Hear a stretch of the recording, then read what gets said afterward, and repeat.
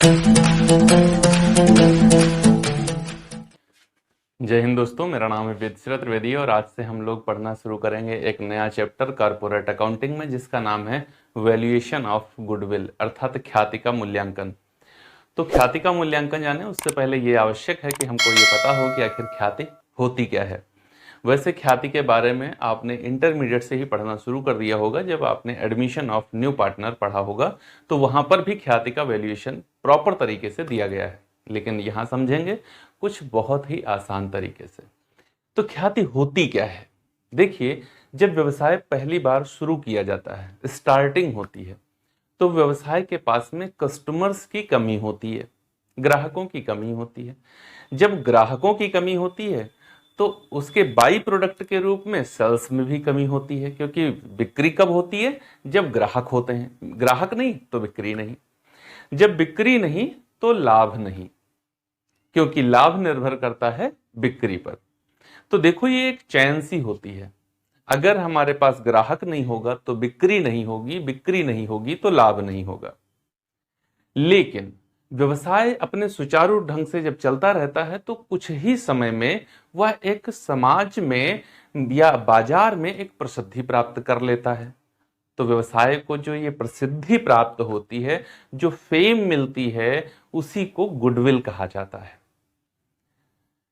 दूसरी तरीके से अगर देखा जाए कि गुडविल क्या होती है, तो व्यवसायी के ईमानदारी पूर्ण व्यवहार, कार्य कुशलता, बिक्री कौशल के अंतर्गत जब व्यवसायी अन्य समान व्यवसायियों की अपेक्षा अधिक लाभ अर्जित करता है तो इस अधिक लाभ को गुडविल कहा जाता है।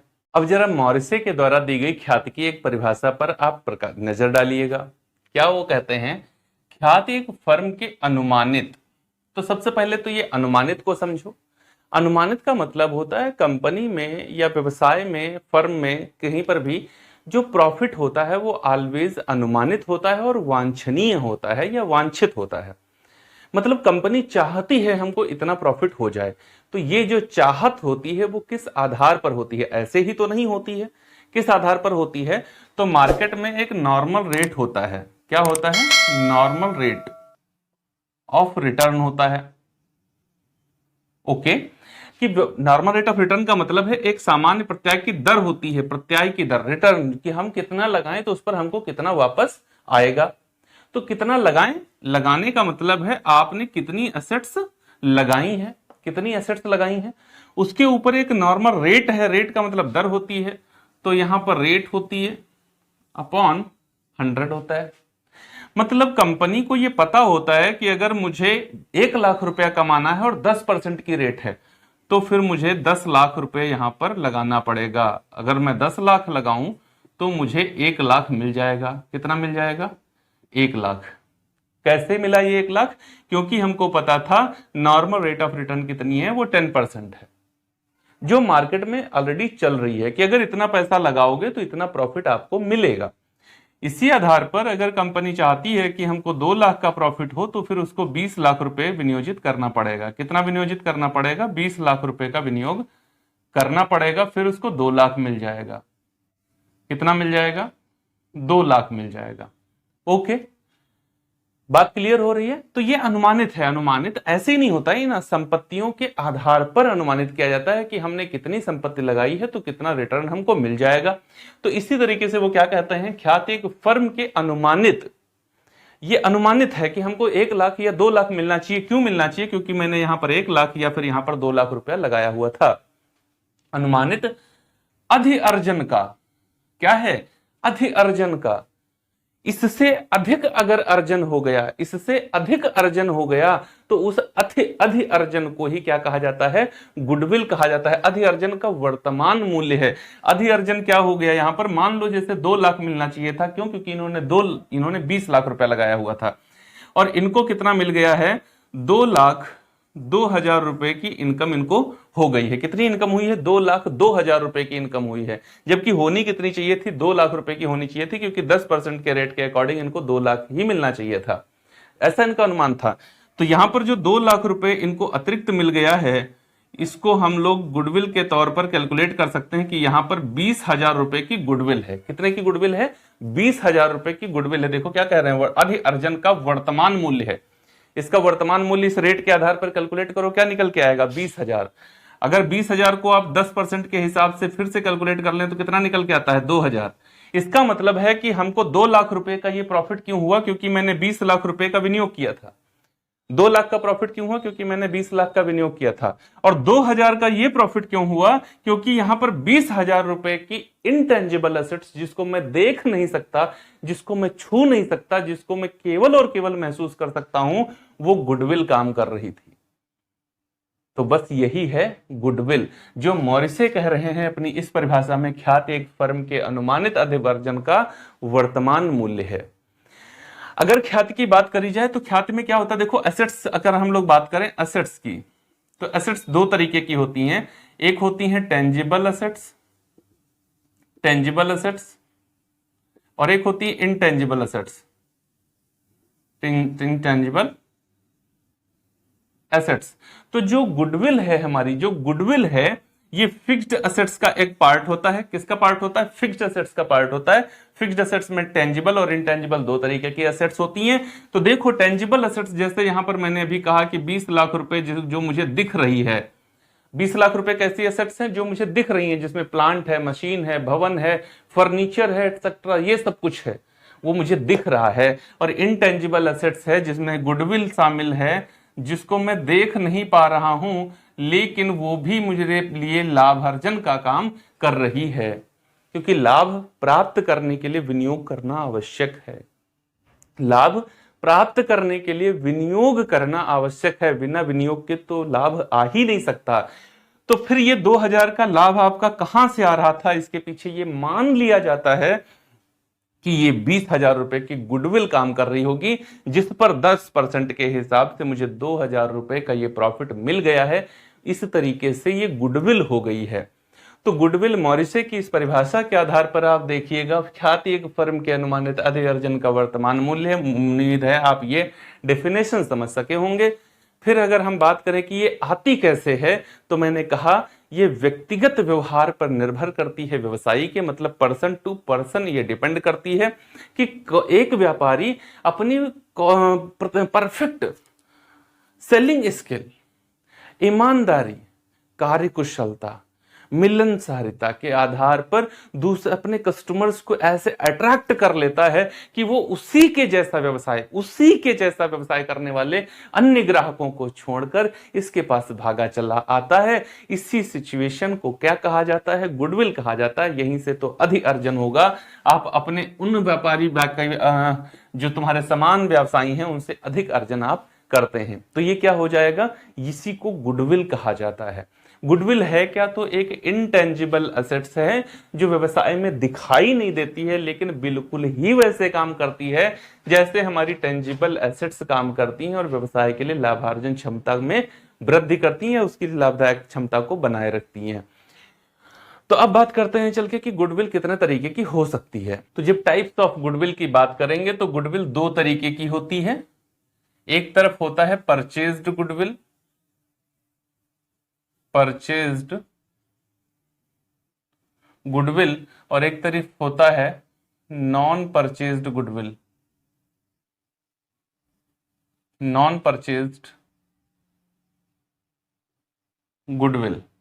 ओके, अब परचेज्ड गुडविल का मतलब और नॉन परचेज्ड गुडविल का मतलब क्या है? परचेज्ड गुडविल का मतलब है ख्याति को खरीद लेना। क्या? ख्याति को खरीद लेना। अगर ख्याति खरीदी गई है तो उस ख्याति को क्या कहते हैं? परचेज्ड गुडविल कहते हैं।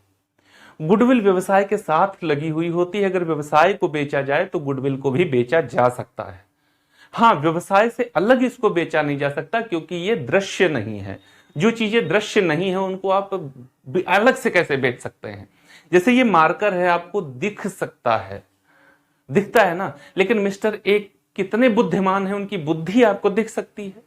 कितने ईमानदार हैं, वो ईमानदारी आपको दिख सकती है। कितने बेईमान हैं, वो बेईमानी आपको दिख सकती है? नहीं। तो जो चीजें आपको दिख नहीं सकती उनको आप खरीद नहीं सकते। मार्कर का रेट चुका दो तो मार्कर आप खरीद सकते हो, लेकिन किसी की बुद्धि आप खरीद नहीं सकते, वो दिखती नहीं है। अगर बुद्धि चाहिए तो उस व्यक्ति को ही आपको हायर करना पड़ेगा, जब वो अपनी फैसिलिटीज आपको देगा तब उसकी स्किल आपको मिल पाएगी, अदरवाइज नहीं। तो गुडविल क्या होता है, अगर उसको खरीदा जा रहा है, व्यवसाय के साथ खरीदा जा रहा है, तो उसको कहते हैं परचेज्ड गुडविल। ये कैसे जानेंगे कि हम व्यवसाय में गुडविल खरीद रहे हैं? तो देखो व्यवसाय में होता क्या है, वैल्यू ऑफ नेट एसेट्स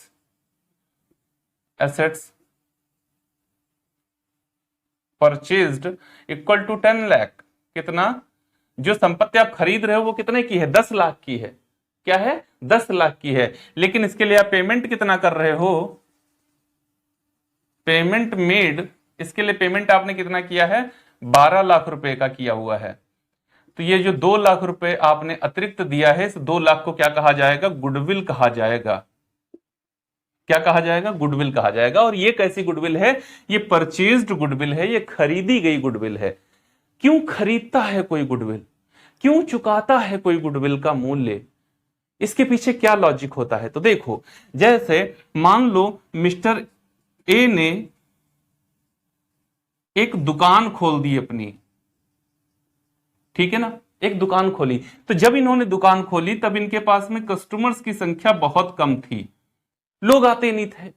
आते थे, कुछ सामान थोड़ा बहुत खरीदा, फिर वापस चले गए, नहीं। लेकिन ये जो यहां पर कस्टमर्स की संख्या क्या थी? कम थी।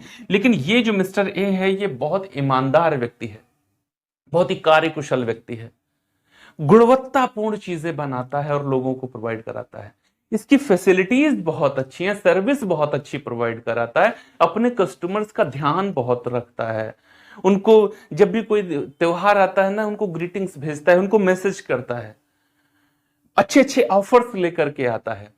तो क्या हुआ, धीरे धीरे इसके यहां क्या हुआ, लोग कस्टमर्स की संख्या बढ़ने लगी। ये देखो, लोग लाइन लगाकर खड़े होने लगे इसके यहां, ऐसे इस तरीके से कस्टमर की संख्या बढ़ गई। किसी कारणवश, किसी कारण मिस्टर ए चाहते हैं कि अब मैं ये दुकान, ये वाली दुकान जो है ये नहीं चलाऊंगा, कुछ और करेंगे, कुछ और बड़ा करेंगे, बहुत बड़ा करेंगे, इसको नहीं चलाएंगे। इसको ये क्या करना चाहता है? सेल करना चाहता है। ओके, सेल करना चाहता है। मिस्टर बी एक है जो इस दुकान को खरीदने में बहुत इंटरेस्टेड हैं। क्यों? क्योंकि ये लंबी लाइन जो यहां से लगती है इसके दुकान के पास, ये देखते हैं मिस्टर बी, ठीक है। तो मिस्टर बी इसको खरीदना चाहते हैं, इससे पूछते बताओ इस दुकान का मूल्य कितना है। ये बेचना चाहता है, ये खरीदना चाहते हैं, ये पूछते बताओ इस दुकान का मूल्य कितना है। ये कहता है दुकान का मूल्य है 50 लाख रुपए। मतलब इसमें जो एसेट्स लगी हुई हैं, जो फर्नीचर लगा है, जो यहां पर सामग्री रखी हुई है, और जो इस जमीन की कीमत है, जो इस बिल्डिंग की कीमत है, वो कुल मिलाकर के कितनी है?